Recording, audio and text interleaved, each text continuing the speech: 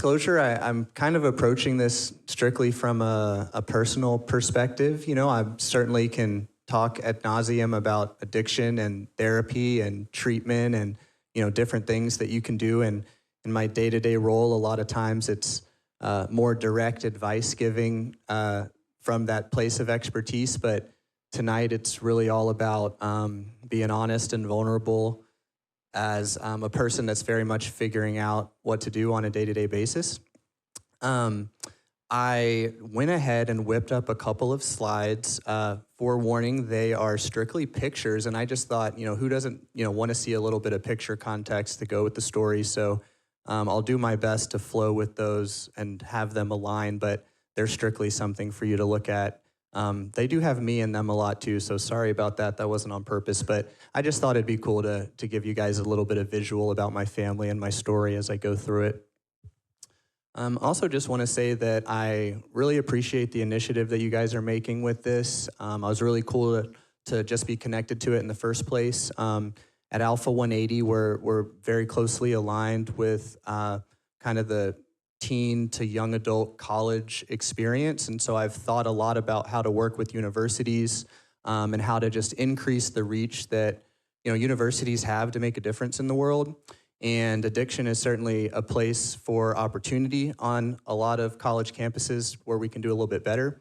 So I think it's cool that you guys have made this effort to connect with UT and get this message out to the community. And I hope to see it grow and be a part of it. So thanks for asking me to come. So the title of the talk is Parent Professional Person, Navigating Our Ever-Evolving Self-Identity and Recovery. And like I said, this is all kind of from the perspective of my story and over time, how I've related to my recovery and the way that I've kind of defined it and the work that it's involved. It's an always changing process, right?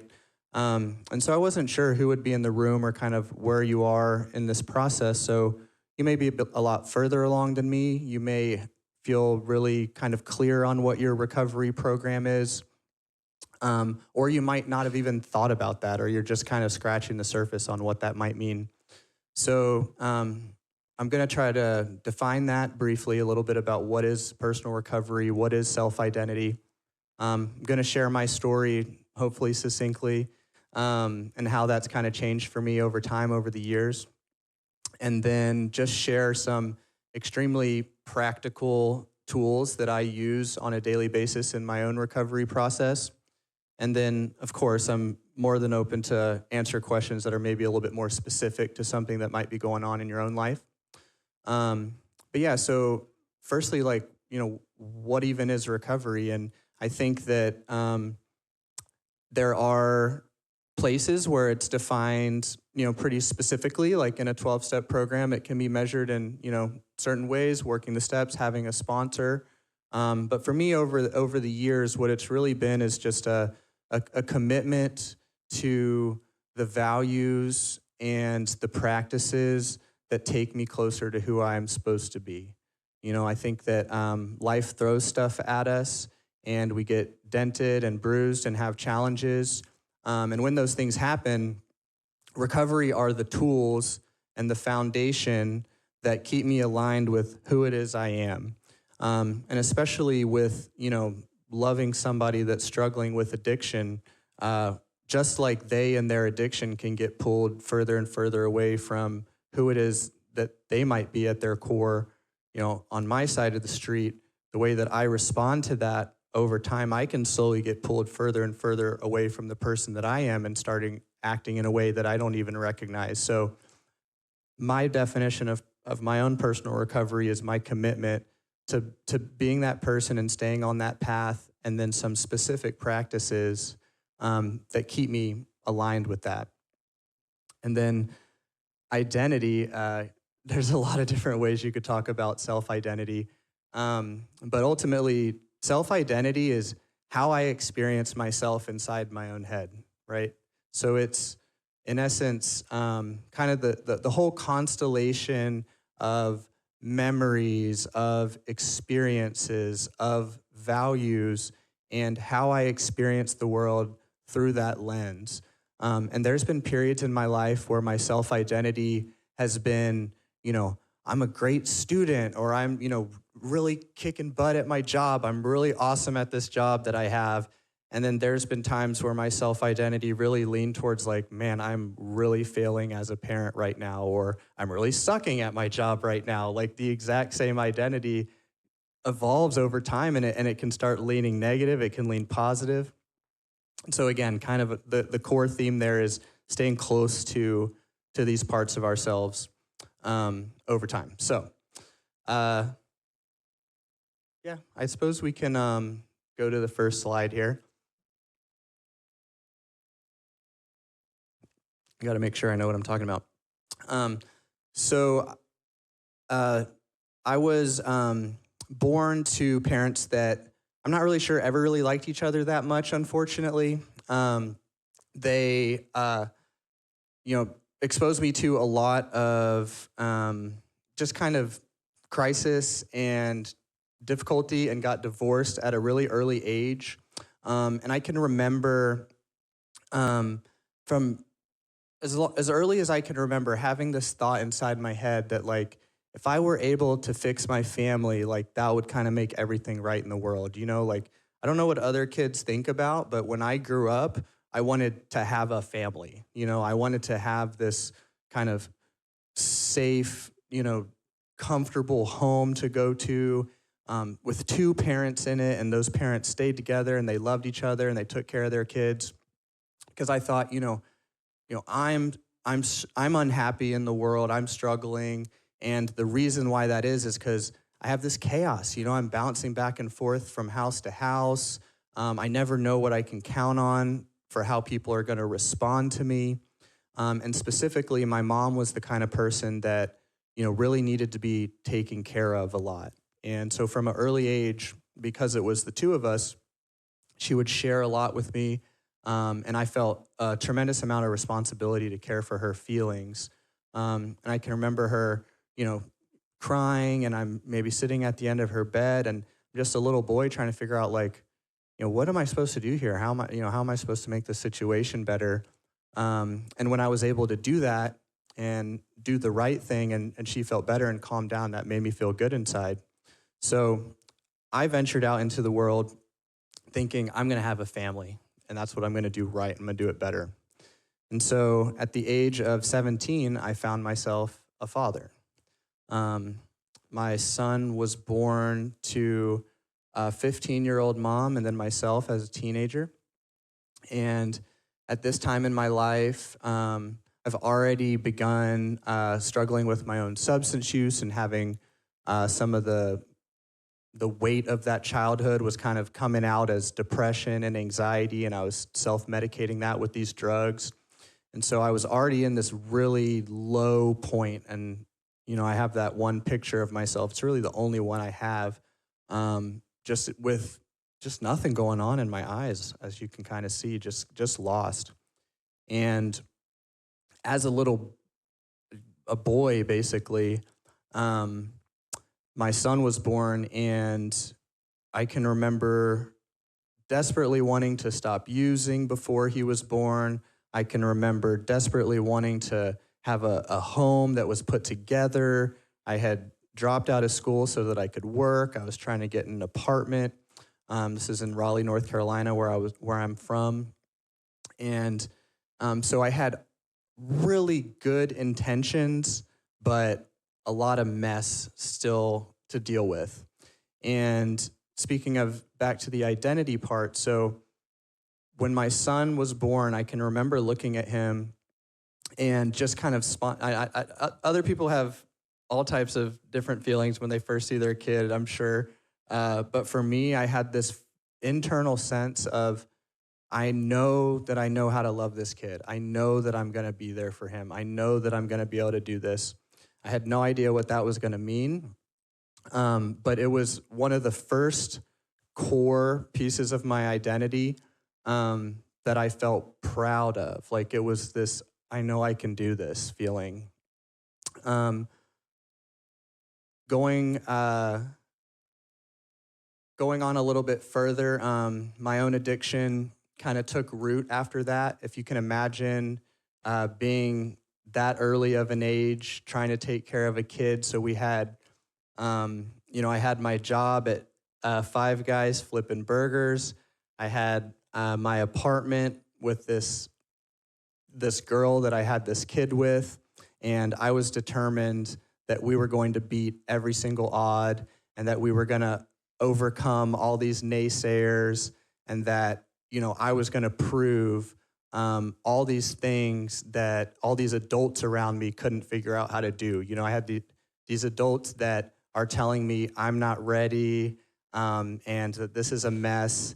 And I'm like, well, what kind of example have you guys been throughout my life? I'm going to prove that I know how to do this. I've been studying you guys for 17 and a half years. I think I've got this thing down. I'm ready to go. And I was confident that if I worked hard enough, if I loved hard enough, that we could make this happy family work. So when he was just a baby, I was lucky enough to get to go to treatment and entered a treatment program. It's been over 15 years ago now, and had that resolution in my heart that I was talking about being a good dad. I got out of that treatment center. I took the suggestion that they gave to stay in a sober living program, which meant that I moved to this new city to kind of start over. And again, I've got this kind of picturesque idea in my head of, okay, I've got some things working against me, but I'm going to figure out how to make this happen. So at this time, I'm a high school dropout, barely turning 20, back working full-time, doing what I'm being asked to do, working my recovery program. And in essence, the plan is for my son's mother to do the same on her end of the street, right? So she's going to work her recovery program. I'm going to work mine. Everything's going to be hunky-dory. And about 60 days into that recovery process, I was lucky enough that my family kept my son, who's really young at the time, just so that I could focus on my recovery. And things are good. My heart's full. And I get this call that my son's mother has left her sober living program, has relapsed somewhere in Nashville, Tennessee, where we were living, and that no one knew where to find her. And I can distinctly recall holding this phone, getting this message, or being told this by the person I was talking to, and just being hit with the next decade and what it might mean for me that I was going to potentially become a single dad, and that this fantasy that I had been working so hard towards wasn't necessarily going to work out the way that I had planned. And so it solidified to me that my recovery is going to have to come first no matter what, because if my son's mother is not going to work her program, this kid's going to need someone in his life, right? So what's really helpful about early recovery, and I mean this positively, is it's pretty straightforward, right? Like, go to meetings, talk to your sponsor, don't use, be of service, and that really worked for me to have this blueprint of how to be a good person. I really like to get a pat on the back. I really like to get an A in the class. I really like to know what to do next. And so I was pretty good at early recovery. And quite like a lot of this in a really positive way, I added this new aspect of my identity, which was, recovery poster boy in an essence, and leaned into that for the next few years. Ended up getting into college through a collegiate recovery program. I won't go on a tangent about that, but there's some, including UT, some really cool recovery support services on college campuses, and one in particular by getting a GED and then applying to this program, I was able to get into college. I can remember starting college and meeting with my advisor, being told about classes, signing up for my first couple of classes, and I was kind of like, how does this college thing work? I've never studied for a test. I finished ninth grade and was politely asked to not return to the school that I was at, and I did that for them. Never came back. And so when I walked into my first college class, I really had no idea what I was going to do. And they said, just sit in the class, show up early, stay late, ask for help, be humble. I was like, all right, well, what about tests? Like, I've never studied, I've never done anything.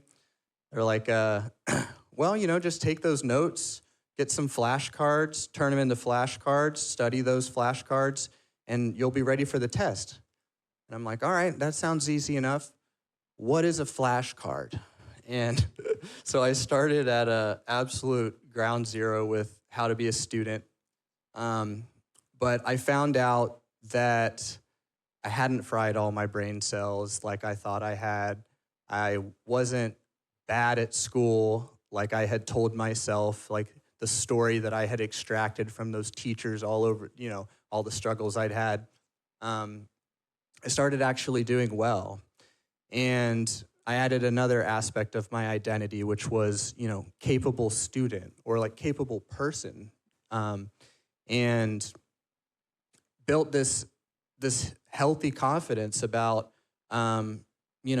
facing new things, and that statistic overcomer thing that I like to try to be. Here I was walking on a true college campus as a ninth grade dropout, as a former probation member, as a teen parent.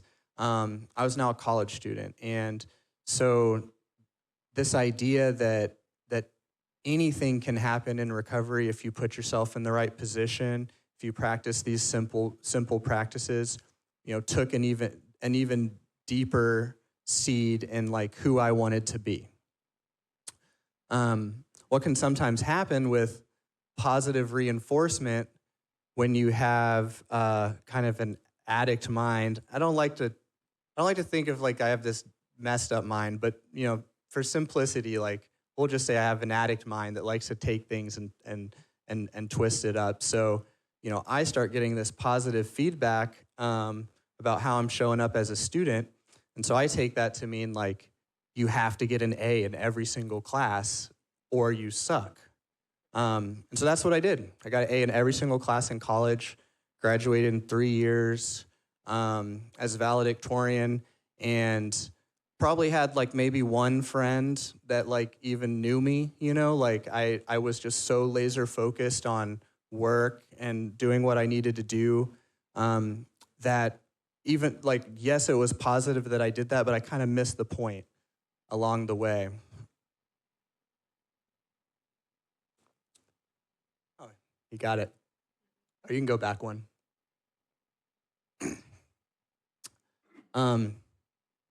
About a year and a half into my recovery, I got my son back. My mom was nice enough to be able to help out during that time, which was really, really hard for me to be away from him, but also a blessing. And, maybe like going off to college is not the analogy that works for you at whatever phase of life that you're in. However, there are times where we have to choose ourselves first in order to be better off for someone we love. And in this instance, it was, I'm going to choose to be away from him so that I can get this opportunity to go off to college. I could have gotten him back right away. I could have rushed into that. But I took a step back so that I could give him a better future. And it was really, really hard. But I did that period of time, started off college, and then got him back. And then had him all through grad school and the beginnings of my career. And so that little boy grew up sitting in classes. He's probably been to 1,000 recovery meetings. um, and being shuffled around as I juggled working full time, going to school full time, and trying to be the best dad I could be as a 21-year-old, 22-year-old, whatever I was at the time. And he's awesome. He was my inspiration through that difficult time.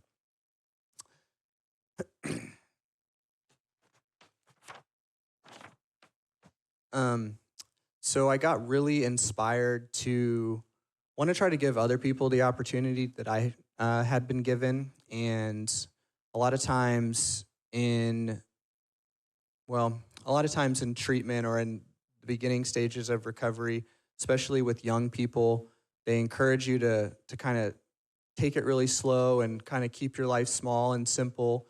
And I totally agree with that. Like there's a necessary period where you got to take a step back, put some goals on hold, um, and focus on yourself.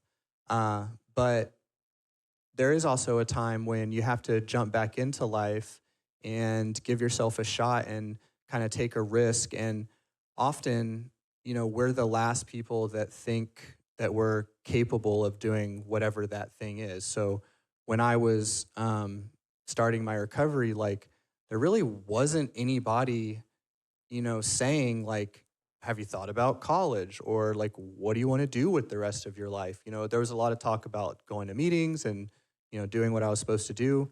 But no one really asked me about, trying to like advance my career or get back on track with, big goals in life. And, I came from a family that really prioritized education and told me I could do that. And, I was privileged enough to know like I could choose that path if I wanted to, but I just got so far away from it and kind of rejected it. And so when I was starting my career, I really wanted it to be about showing people that recovery doesn't have to be something that closes doors. It should be something that opens doors for you. And um, I mentioned this earlier, Trinae, like one of my favorite kind of little idioms or whatever about recovery is, addiction is one of the only diseases, or maybe the only disease that you can get that when treated will leave you better off than if you'd never had that disease at all, right? So it can be this horrible, terrible thing. But then once we start dealing with it, we can become an even better version of ourselves than we thought that we could be all along. So I wanted to work with young people, helping them have an experience like mine, where they could come to a place, focus on their recovery, focus on their mental health, get healthier, but then also be guided in setting big goals and getting back to the things that addiction might have gotten in the way of. And so did that in a few various ways, but ultimately got connected to someone and partnered with them and founded a program here in Austin, Alpha 180, that y'all heard earlier, that's really all geared towards helping young people find community, get inspired, and then be able to jump into life and accomplish the goals that they might not even realize were possible in the first place. So it's very focused on getting people back in college, having that real like young person experience of getting into trouble, having fun, uh, just living life basically, and being able to do that in a context that still supports their recovery and has the structure that you need at that time. There you go. So so again, during this time, the identity that I was developing was really about achievement and getting confident and becoming an adult and growing up. And so I became, a boss, became a leader in a professional sense in a new way, got pushed into all these different challenges of program development and managing finances, figuring out a brand, like dealing with upset parents, dealing with difficult clients, all those things. And I felt, I felt good about it. I felt, I felt positive about who I was growing into as a person. And so I had this checklist in the back of my mind of like, I'm slowly making my way down the list of all the things that people say that you need to do and be to be great. So next thing on that list is find a wife, build your family, get back to creating that family that that I said I've been always trying to create. So I got married and pretty quickly had 2 more kids. We can go to the next one.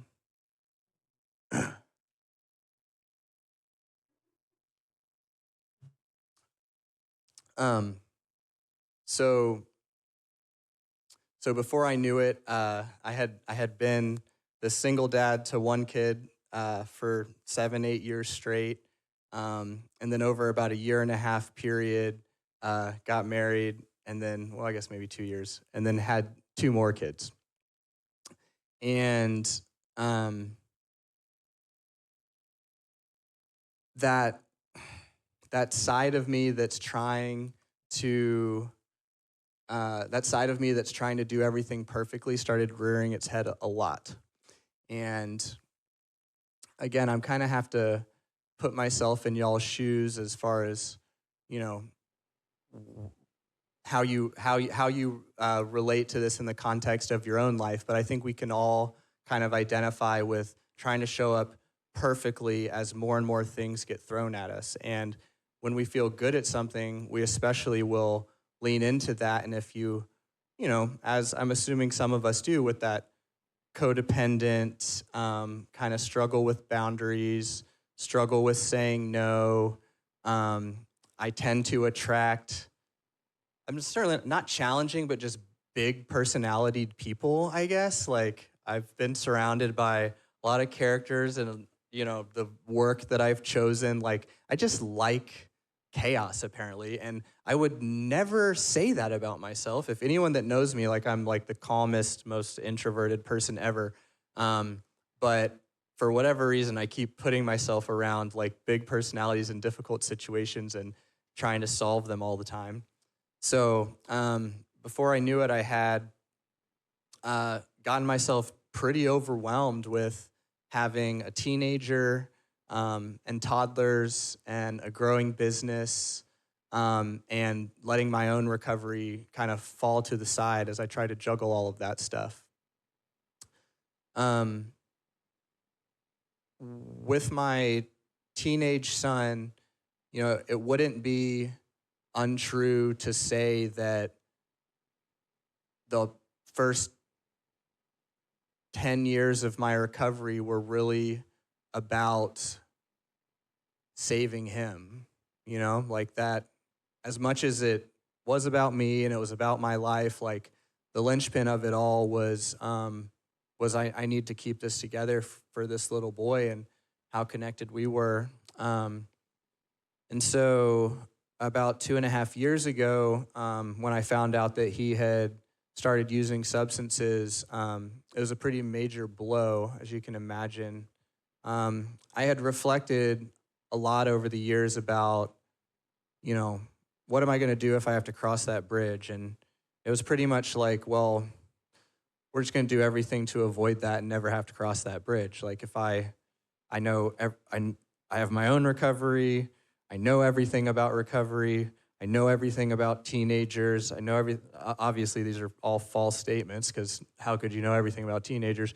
But I just thought if I have enough information and I'm a healthy enough example, that we won't have to deal with that. And so he started using substances, and I didn't know the nature of what he was doing necessarily. I just saw that he was changing, and he was starting to lie about everything. He was starting to, steal things in little ways, transferring money, not being where he said he was going to be, things like that. And there was a particular night where I can't really remember what had happened that night, but I just decided, like, we need to have a conversation about where this is going. We're just a few months into this process.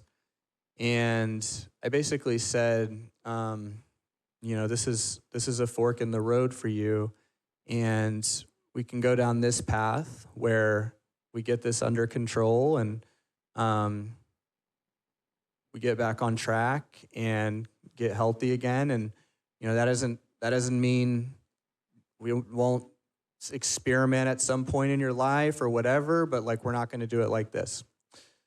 Or we're going to go down this other path where you continue to make the choices that you're making, and I'm going to intervene on that. I'm going to send your butt to treatment. I'm going to, show up in every way I have to make sure that you're not self-destructive. And ultimately, he chose that second path. He chose to keep going the exact same direction he was going. And that was a really difficult thing to watch. I started reaching out for a lot of help from the people around me. I'm obviously know a lot of people in this field.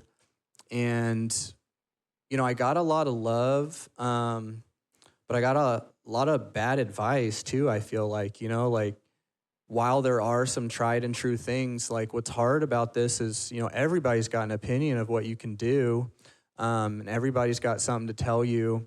And so it was really important for me to, kind of have my own groundedness as best as I could so that I could run this advice through my own, head and heart and make clear decisions. And it was terrifying and confusing and uncertain. And what I think is one of the most difficult things about this process, as some of you know, is it doesn't necessarily, there is no necessarily like perfect right thing to do.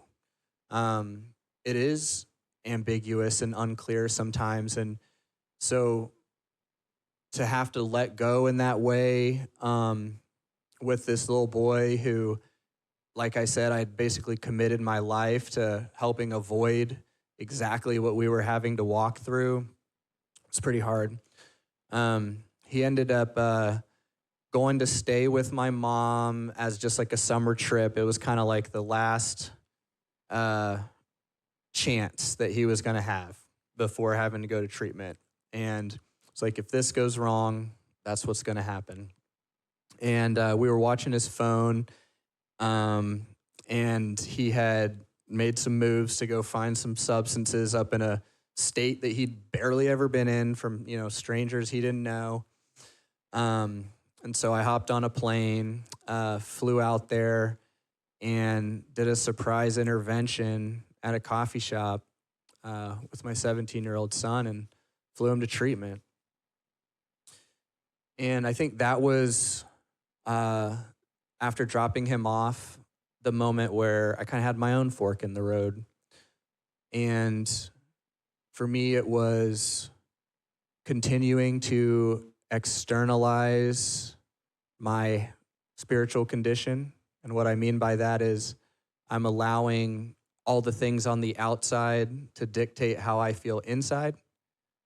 Or I can go the other route, which is I'm going to work my own recovery program from this new perspective and learn how to be a healthy person, even as I go through something that would have been on my, top 3 biggest fears of all time list. And so that's what I chose to do. And while he was in treatment, started going to Al-Anon meetings, jumping into my own therapy again. Something that's been really helpful for me has been doing some therapeutic retreats every couple of years. There's places you can go for just, a few days or a week or so just to kind of do your own work. And for a person like me who's, life is absolutely not going to stop for me to, do my work like day to day. Going off and going somewhere myself was really, really, really helpful. And that's continued to this day. So he has embraced his recovery, and in those 2 years, it's now evolved. Like, uh, he's not completely sober necessarily. I feel like I have a pretty good grasp on, for the most part, how things are doing with him, but it's been a very much evolving process. So there was that time where it was black and white, gung ho, like I'm working my Al Anon program, you're working your AA program. Went to meetings together, we did therapy as a family. I went and attended, all the stuff at that treatment center. And then, a year goes by and it shifts a little, and he's young, he's young and um, still needs to make some mistakes and experience some stuff. So then we had to wade into the waters of letting him see old friends or, have privileges back. And so on a day-to-day basis, we're still we're navigating those things. And that's the most important thing I can say is like, it's extremely messy along the way. And that's why I started off with having this guidepost of what is your self-identity? What is your definition of your personal recovery? Are these things that you're even thinking about on a daily basis? Because I have approached life in such a way that I'm going to arrive somewhere and it's going to be fine. Like, give me the playbook, I'll do it. So when my son was in treatment, my job was attend my Al Anon meetings, read the reading they sent, show up to the family program, write the best parent letter possible. Like, we're the only parents that came to like every weekend you were allowed to. So we're like the best parents. And like I could measure myself off of that. But what the real recovery has looked like recently is more like, am I in control of my paranoia when he tells me, I'm going to see this particular person that I'm not so sure about? Or am I, grounded when I try to have a conversation with him about something that I know is difficult for both of us? Am I going to approach that conversation with serenity and with some open-mindedness? Or am I approaching it with a desire to control what he does and decide for him what he's going to do? And man, is that challenging? Whether it's an adult or a kid, the idea of just letting them go and finding that line of like, okay, this is my part. This is what's an appropriate amount for me to put myself in this situation. And then here's just where I have to let go and let him figure it out. And so, even as I say, like, he's not entirely sober, it's like the fear of judgment or the fear of the future or what's going to happen. Like,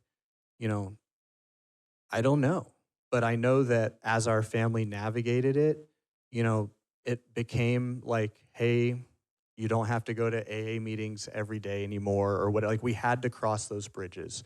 And that's when the real recovery starts. So just to kind of wrap it up a little bit,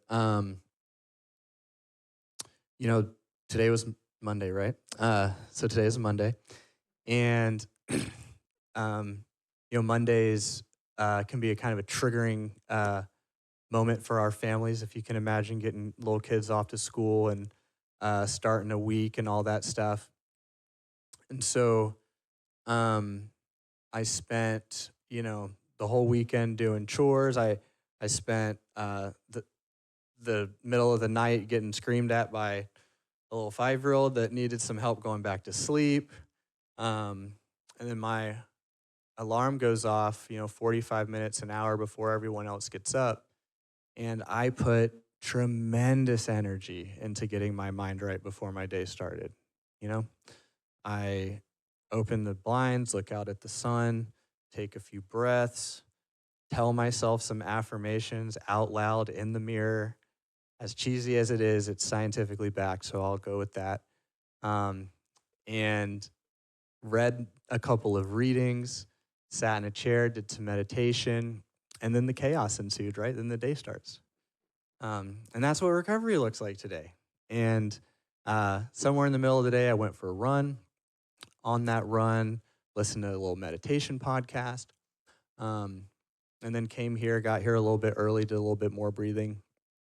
And so I just share that because that's my experience of what working this program has looked like in practice. You know, like there's these formal ways, going to meetings, being here, doing what you're doing right now. But the real way that it manifests for me is whether I'm taking the time to reconnect to those values, to that person that I am in my head. Because if I don't do that work, like I'm so much more likely to lash out at someone, to, just be frazzled for something that I have to do. And then I feel like I dropped the ball. And so I start feeling bad about myself, and then it just spirals into the rest of my day. So making sure that I stay connected to who I am. And specifically, since I said that I would leave you guys with a couple of specific things I do on a daily basis, and they're very basic, but morning and nighttime rituals. So how I end my day, how I start my day, like I said, some form of spirituality. And spirituality can mean anything to different people, but for me, it's about being present and mindful and connected so that I can be open to listening to something that's coming. And that alone is something you can go your months not doing if you're not intentional about it. I can pray and still not be mindful, right? Like I can take those actions, but if I'm not actually present, I'll miss it. Physical exercise. Anyone that's my friend will hear me talking about running. We can go to the last slide if we're not there already. So exercise is just something I think a lot of people maybe don't mention enough recovery-wise. Like there's a million benefits to your mental health, to your nervous system, and specifically why I threw those pictures up, just to be silly kind of, but running is my thing. It's my one thing in the midst of this chaotic life that's just for me. So having some kind of practice like that that's just yours. Therapy. I do individual therapy. I've come in and out of that over the years. Like, sometimes it's a waste of time. Sometimes you're just rehashing your week and it's useless. Sometimes it's extremely helpful. So at least being open to it. And couples therapy, I'll give a nod to that. I think when you have a family member that's struggling with addiction, it's often going to cause problems in your relationship. And my marriage was no different. And even that, like, there's just a lot of love and fear. It's not that we're not on the same page. It's just like you're likely to take those fears out on your partner. They're that safe person. And so couples therapy has been really helpful. I mentioned the therapeutic intensives. Those have been really helpful if that's something that someone can do. So silly but so powerful in my life is daily reader books. Every single morning, I've done a daily reading. I mean, I've missed some days, but basically 15 years straight, changed books, done all kinds of different approaches to it, but super helpful. Books and podcasts. I think one of the benefits of the technological age that we're living in is the access to information that we have. And so there are some really, really, really solid podcasts out there. And something about, I've spoken from the teen parent perspective, but man, something about just hearing someone else describe what you're going through and normalize it. And it just takes so much of the energy out of it. And it's approachable. And then this is probably the one that I do the least good at, which is having a sense of community. Addiction is very isolating. And I think the family members might feel that the most even, like in addiction, I did have buddies. I did have people that I was using with. It was being a parent of someone struggling with addiction that felt really isolating. And I was honestly shocked about how uncomfortable treatment professionals were to talk to me about it. Like everybody I know, well, not everybody, but most people directly like knew that situation was going on. They cared very much about my son and about me, but they were uncomfortable asking apparently because they didn't, not very often. And so having people in your life that, really understand that you can be vulnerable with. And hopefully I've been vulnerable enough to paint a little bit of a picture, but, there's been, holes that needed to be fixed in the walls from fights. There's been, like driving around trying to find people. There's been screaming matches. Like it's ugly, and you don't want to tell people about that. You don't want to expose that. Like I was saying earlier, like as my son's recovery has evolved, like judging that and what people think about that, like every aspect of it, I think triggers shame. So having a group of people that you can be completely honest and open with, absolutely crucial as well. So I'm gonna go ahead and wrap it up there. I appreciate getting this opportunity. I hope that kind of a personal story was an appropriate way to share my message with you guys. But more than anything, I just want to give a little bit of hope that recovery absolutely works. Like this process, these tools, this lifestyle is the difference between whether I go through my days mostly thinking about what can go wrong, mostly thinking about what I've done wrong, mostly thinking about, all these things that are outside of my control versus going through my day excited about the next thing that's coming, confident in who I am, and at the end of the day, connected to people like you that are awesome and give my life meaning. So, thanks.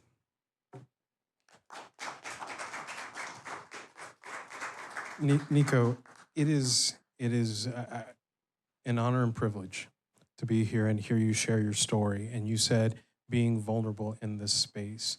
And I got to say, I sit here with no words as you're sharing because of the sacredness of what you're expressing, your life story and what you're putting out there, and what is a continuing story as you're going along. And I know that in the crowd, there are questions, and I'm going to be selfish and be the first one to throw a few questions because you spoke of identity. And you spoke of multiple identities, of being a son, of being a father, of being a professional who's caring for your son with many of the things that echo from your life.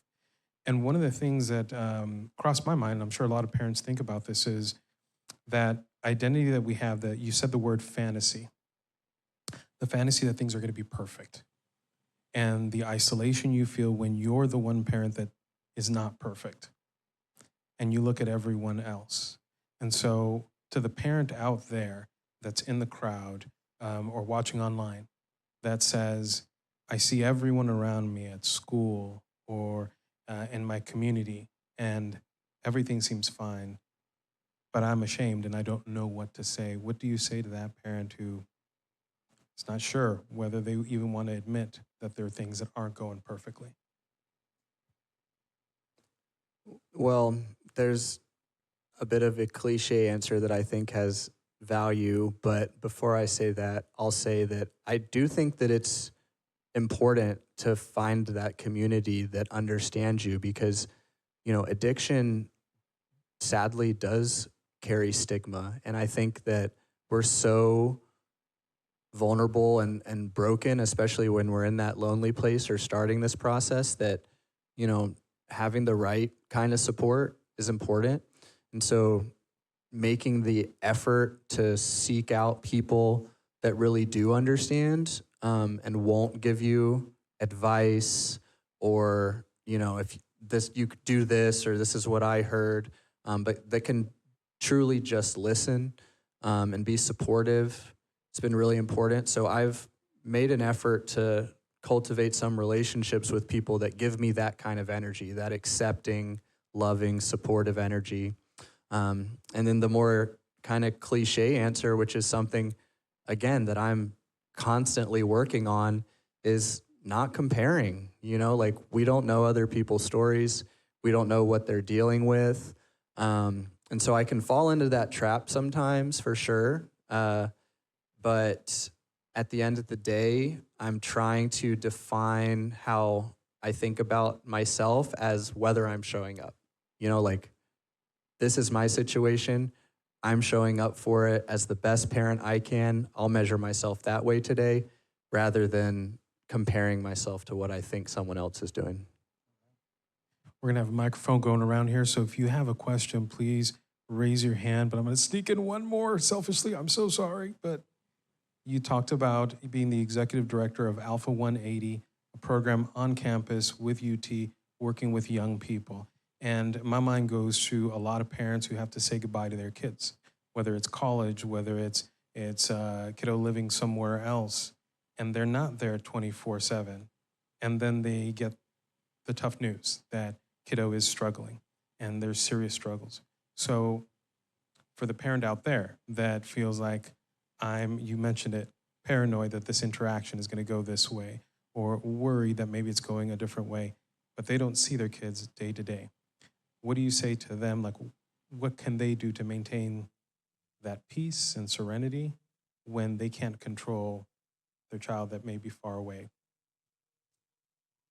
Well, I think a lot of self grace in this process is vital. I mean, just, to be concerned about your loved one, especially if they've been known to struggle or are struggling, is an extremely normal biological response that makes a lot of sense.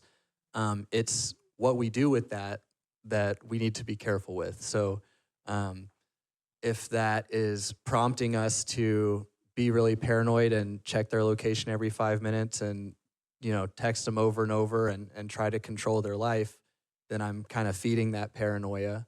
But if I'm acknowledging, like, I'm concerned, and, here's the evidence of why I'm concerned, and getting the support I need for that. And that's the hard part with this thing, is, like, sometimes it is necessary to take action. But if I have my program, whatever that looks like for me, I can approach it from kind of a grounded, more level place. And, like I said, I'm dealing with this with my son on a day-to-day basis. If he asks to go out or whatever, it's like that desire to control comes in, and there's times to step in and times to not. So my first self-check is, am I trying to control the outcome? Am I paranoid in my decision-making? Okay, no, I'm just trying to be a good parent from a healthy place. That's like my self-check before I take action. Thank you. Microphone is going around. If you have a question, please feel free to jump in. Yeah, we had a question that got submitted. Could you talk a little bit more about how the relationship, because there's multiple parent-child relationships that you talked about, that may have changed, both maybe in the challenging and maybe some in the more growth and connecting places between you and your parents through your recovery journey, and for you and your son in his own recovery journey? Sure. So I think, I guess I'll talk about my parents first. So I just got coffee with my dad right before I came here. He's been in Austin visiting for the last couple of weeks, doesn't live in town. And so that has been a much slower, longer process. I think, again, like, a lot of recovery is like, what's my side of the street and what's their side of the street. And I'm now, 35, should be relatively grown up adult. But there's definitely a teenager or some version of myself that's still in there that's really pissed off at my dad and really not okay with some of the things he's done, continues to do. And so I have to kind of check in constantly with being okay with him, I guess. And so it's like, at this stage of our relationship, I've kind of identified, like, these are the ways that I can engage with you that work for me. I want you to come spend time with my kids. I'd love to go out to coffee with you. Let's have a conversation. But let's, like, maybe not talk about some of these things where I'm still raw. And that's for his benefit as well as mine. And so with my parents, the way that it's evolved is observing them just as people, you know, recognizing that they're flawed and they, you know, have made various choices in their life and are where they are. And then also looking to all the positive things they do. Like in this example, my dad made this huge effort to come see his grandkids.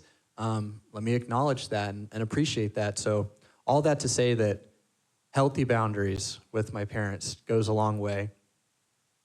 And then with my son, so right now, it's tough right now. Like, he's deeply in the stage of life where he, like, doesn't want that much to do with me and is trying to differentiate. And man, it is really funny when you were like a very, like, acting out, like, wild. I had big ear holes. I've got, you know, tattoos. I was that teenager, and now my son is like dresses like crazy. And man, like, I'm fighting that desire to be like, why are you wearing that? Or what are you trying to make? What statement are you making with that? You know, so I'm trying to just, like, accept him exactly for where he is, and make an effort to, you know, it seems silly, but, like, I think about, like, what am I going to talk to him about today? What are we going to connect on today? Because it's so easy for our relationship to become, like, check-ins and corrective, like, what'd you do, who was there, what, you know, that type of thing, and just kind of miss the connection. So the work in my parent relationship right now with my son is like, okay, we've got this stuff over here that we're aware of, like, you know, substance misuse, sketchy friends, like, what are you going to do for college? Like, did you clean your room? Like, there's all of that we could talk about, and that's fine. We got to talk about that sometimes. But then there's, like, who are you and what are you thinking about? And, you know, what's going on in your life? And, you know, how can we connect today? And at least at this particular stage, like, I actually have to put a lot of effort and thought into just trying to put myself in his shoes and find some things to connect on. So hopefully that answers. And we've got time for questions. If someone has a question in the crowd, please feel free to raise your hand and we will pass the mic around. Got just a few minutes here. All right. Because if not, I'm going to steal one more question here. I love, Nico, that you talked about practical advice for parents and how you take care. Because that was one thing I was thinking of is what's a self-care routine? And then you started talking about morning and evening rituals. And I took notes and I saw everything from taking care of spirit, taking care of your physical wellness, taking care of your emotional health through therapy, taking care of your mind by just stimulating new thoughts, reading, podcasts, and then the social aspect, which is the community. And so all of these are daily practices that you're encouraging us to do. So for the parent out there or the caregiver or family member that says, but my time is so consumed with, you've seen this work or all the chaos that we're a part of. How do you work this into your day and be an effective parent and do all those things?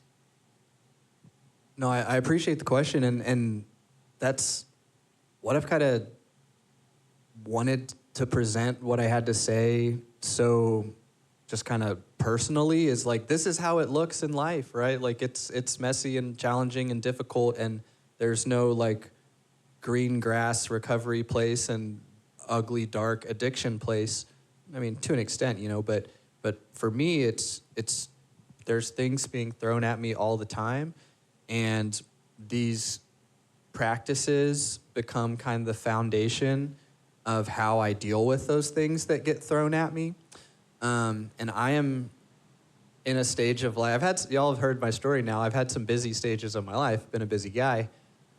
This might be about the most hectic with toddlers, a teenager, a challenging business, all of that stuff. So I think the first thing is a commitment, and my wife and I need to share that commitment. Like if you're in a partnership, hopefully both people can respect the other's need for personal time or whatever those things are. And then it's a lot of self-discipline. So we don't like to throw out that principle as often. We love vulnerability, humility, grace. Like those are all great. Self-discipline is a lot of what it takes to show up well in life, in my opinion. So today, it was the discipline to wake up extra early so that I had the time for those things. Other days it might be choosing to sleep in because I need that or whatever. But I have to be intentional about that.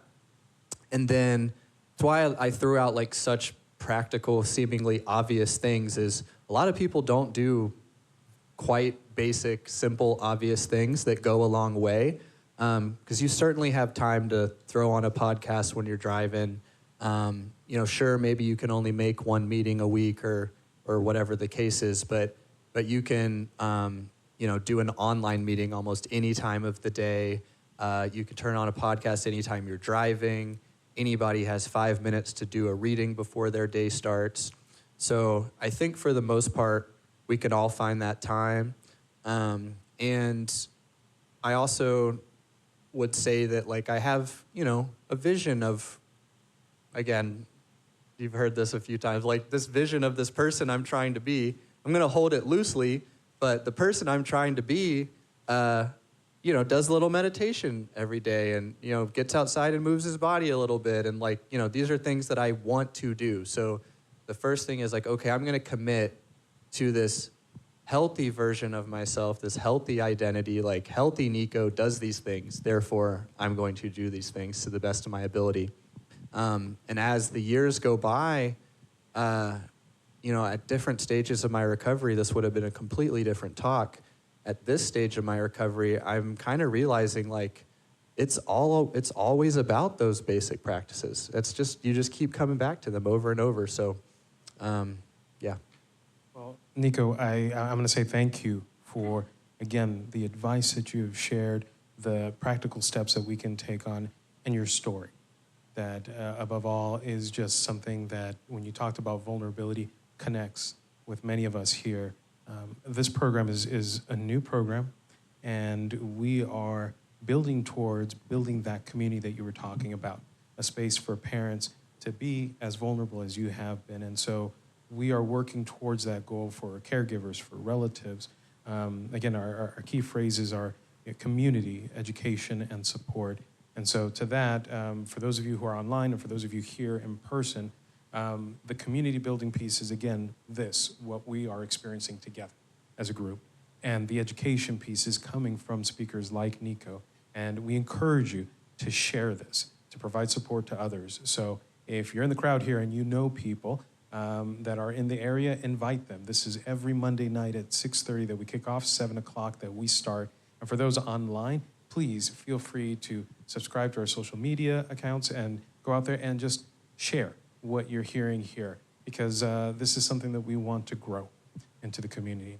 So thank you so much for attending, and we'll stick around here for a little bit for those of us here in person. And if you have questions or anything, please online, feel free to reach out to us. Our website is texastx-cares.org, and feel free to explore more videos, and we'll be together next week as well to continue the series.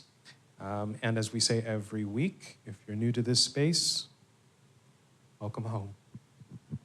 All right, thank you.